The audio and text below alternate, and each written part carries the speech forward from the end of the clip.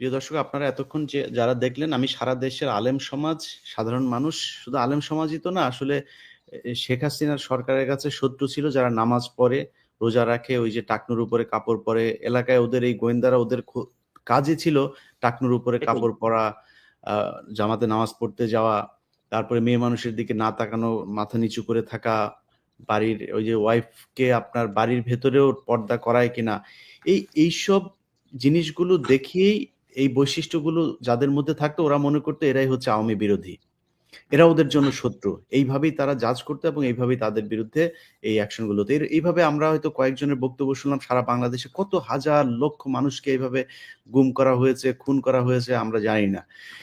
এখন সরকারের কাছে যে কথাটা আহমেদ রফিক ভাই, মামুনুর রশিদ এবং মুফতি শফিকুল ইসলাম ভাই বলছিলেন যে আমাদের সরকার আসলে কি চায়। যেমন আমি কয়েকটা মামলার কথা বলি, উদিচি, তারপরে এই যে ছায়ানট টায়ানট, এই যে এদের মামলাগুলো, 21শে আগস্টের গ্রেনেড হামলা মামলা থেকে শুরু করে বিশাল বিশাল মামলা। এই মামলার কথা শুনলে এখনো পর্যন্ত কোর্টের কিছু কিছু জাজ আছে, তারা এই মামলার কথা শুনলে তারা জামিন দিতে চায় না। আমি আমার লাইভে বলেছি যে মার্চের 10 তারিখ পর্যন্ত সময় দেওয়া হয়েছে। এই সময়ের ভেতরে সব মামলা থেকে এদেরকে বের করতে হবে। শেখ হাসিনা যে নাটক সাজাতো, জঙ্গির নামে যে বাংলাদেশে কোনো কিছু নাই, সেটা গত 6 মাসে প্রমাণ হয়েছে। কারণ এই 6 মাসে দেশে কোনো জঙ্গি নাটকও নাই, হামলাও নাই, কোনো কিছুই নাই। এই দেশের মানুষ ইসলাম প্রিয়, কিন্তু এই দেশের মানুষ ইসলামকে ব্যবহার করে কোনো সন্ত্রাস, কোনো ধরনের খারাপ কাজ, যেটা ইসলাম নিষিদ্ধ, এই ধরনের কোনো কাজ, আইন বহির্ভূত কোনো কাজ এই দেশের আলেম সমাজ করে না। অতএব তাদেরকে ছাড়তে হবে অতি সত্বর। 10 তারিখের মধ্যে যদি এই সব মামলার ব্যাপারগুলো না করা হয়, তাহলে সরকারকে বেকায়দায় ফেলার জন্য আলেম সমাজকে নিয়ে যা যা করা প্রয়োজন সেটা করা হবে। অনেক মানুষ আছেন, আপনারা ইনশাআল্লাহ। জানেন না যে আপনাদের কি করা উচিত। জনাব হারুন ইজহার, ওনার সাথে আপনারা কথা বলতে পারেন। উনি আপনাদের এই মামলা, এই বিষয়গুলো নিয়ে কাজ করছেন। উনি নিজের ব্যক্তিগত খরচে, ব্যক্তিগত টাকা পয়সা দিয়ে এগুলো করছেন। আমরা চিন্তা করছি যে উনাকে আর্থিকভাবে কিছুটা আমরা সহায়তা করতে পারি কিনা, পাশে থাকতে পারি কিনা। উনাকে সহায়তার বিষয় না, উনি আমাদেরকে অনেক সহায়তা করছেন। অতএব আমরা উনার পাশে থাকতে পারি কিনা সেটা আমরা দেখি। আপনারা থানায় গিয়ে মামলা করুন। যাদের যাদের বিরুদ্ধে যে যদি অফিসারকে চিনেন, পুলিশের কোন কোন কর্মকর্তারা আপনাদেরকে নির্যাতন করেছিল, তুলে নিয়ে গিয়েছিল, যদি চিনে থাকেন তাদের বিরুদ্ধে মামলা করুন। এভাবে চালাতে থাকুন। তো আমি সরকারকে একটা কথাই বলতে চাই যে অনেক হয়েছে। আপনারা সাজিয়ে গুছিয়ে তারপরে আয়নাঘরে একটু বড় করে দেখায়, যেটা দেখাতে চেয়েছেন যাই করেন, যত নাটকই করেন, ওয়াকার আপনি আপনার সেনাবাহিনীকে যতই সুন্দর করে দেখাইতে চান, জাতিসংঘ যেই প্রতিবেদন দিয়েছে এটার পরে অনেক কিছু পরিষ্কার।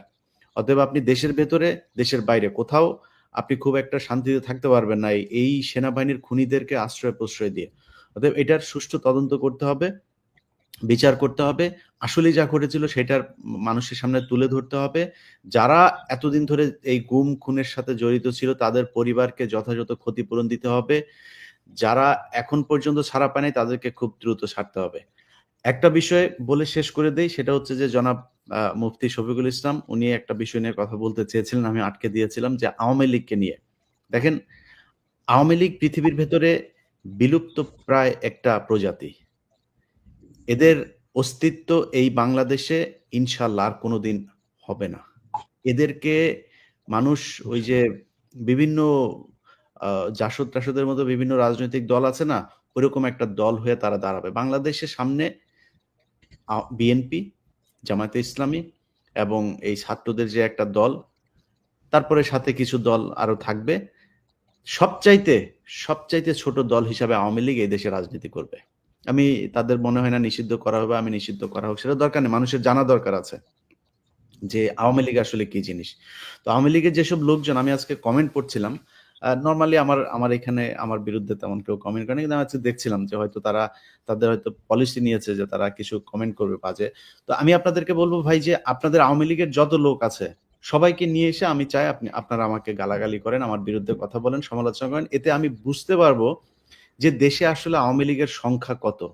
যেদিন আমার কাছে মনে হবে আপনারা সবাই মিলে লোকজন দাওয়াত দিয়ে এনেও যদি 30% কমেন্ট যদি আমার বিরুদ্ধে করতে পারেন, সেদিন আমি আওয়ামী লীগে যোগ দেব। কারণ আমাকে বুঝতে হবে যে আমি কোনো কিছু একটা রং করছি। আমার মনে হয় সমস্যা। কারণ এখনো পর্যন্ত পৃথিবীর ভেতরে সংখ্যাগরিষ্ঠ মানুষ সঠিক জিনিসটাই দেখে। আপনি যদি বলেন যে ধর্মের কথাও বলেন, এখন পর্যন্ত পৃথিবীতে নাস্তিকের সংখ্যা বেশি হয় নাই। চীন বাদ দিলে পৃথিবীর কোনো দেশেই এইভাবে সংখ্যাগরিষ্ঠ নাস্তিকের সংখ্যা নাই। সো মানে এখনো পর্যন্ত আমি কোন ধর্মের কথা বলছি না। কিন্তু মানুষ আস্তিক অর্থাৎ কোন একজনকে বিশ্বাস করেন। সেটা কেউ আল্লাহ, কেউ ভগবান, কেউ বিভিন্ন কিছু বলেন। কিন্তু একজনকে বিশ্বাস করেন। অদৃশ্যে বিশ্বাস করেন, পরকালে বিশ্বাস করেন। অতএব ভালো জিনিসকে কিন্তু এখনো পর্যন্ত মানুষ ভালোবাসে। এখনো পৃথিবীর বেশিরভাগ মানুষই iPhone পছন্দ করে। কারণ iPhone যে সবচাইতে ভালো এটা জানে। তো আপনি আওয়ামী লীগ যদি ভালো হয়ে থাকেন, আমি মনে করি 30% এর বেশি যদি আপনি হয়ে যান, আমার কাছে তখন এটা অ্যালার্মিং মনে হবে। আমার চিন্তা করতে হবে যে আমি আসলে ভুল করছি কিনা, আমাকে আওয়ামী লীগে যোগ দেওয়া উচিত কিনা। যদি না পারেন, তাহলে চিন্তা করেন পুরো গোষ্ঠীর সবগুলারে গলায় পাড়া দিয়া মাইরা ফেলছে না? একটু চিন্তা করেন, এটা কোনো মানুষের ক্ষমতা নাই। কোনো মানুষের একটা মানুষকে একটা থাপ্পড় দেওয়ার ক্ষমতা নাই। এই যে হাতটা উঁচু করছে না, এই ক্ষমতাটাও পৃথিবীতে অনেক মানুষের নাই।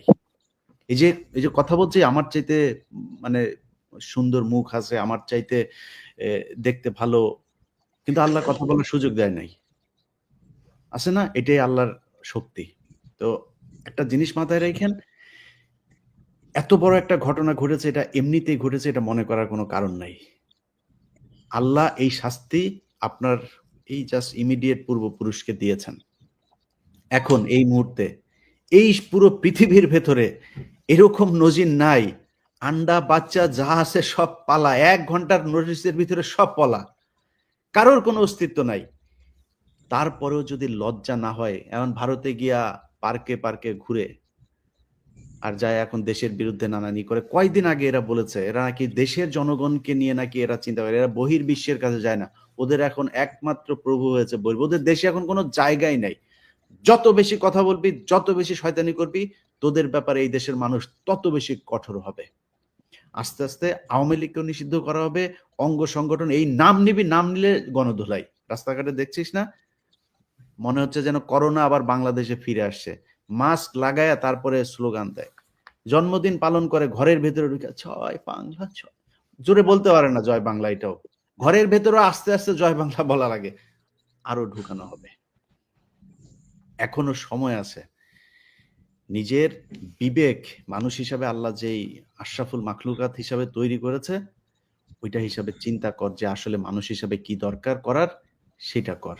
এর বাইরে কিছু করবি, কিছুদিন শান্তিতে থাকতে পারবি। কয়দিন আগে মনে নাই বলেছি যে শেখ হাসিনাকে কেউ সরাইতে পারবে না, আল্লাহর সাথে যুদ্ধ করেছিলে। আল্লাহ সেটা নজির দেখিয়ে দিয়েছে। তো আমরা আলোচনাটা দীর্ঘায়িত না করি। সবাই ভালো থাকবেন।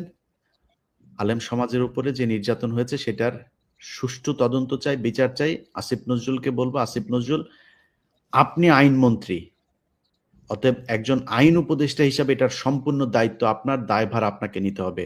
মার্চের 10 তারিখের মধ্যে একজন আলেম যদি বাংলাদেশের জেলখানায় থাকে, একজন বিএনপি জামায়াতের কর্মী যারা কিনা শেখ হাসিনার সমালোচনা করার কারণে শেখ হাসিনার মিথ্যা মামলায় আটক আছে, কেউ যদি নাকি জেলখানায় থাকে, ভয়ঙ্কর রকমের প্রতিশোধ নেওয়া হবে আসিফ নজরুল। ওই জায়গা থেকে আপনি আপনার চেয়ার নিয়ে দাঁড়াইতে পারবেন না। সবাই ভালো থাকেন। আল্লাহ হাফেজ।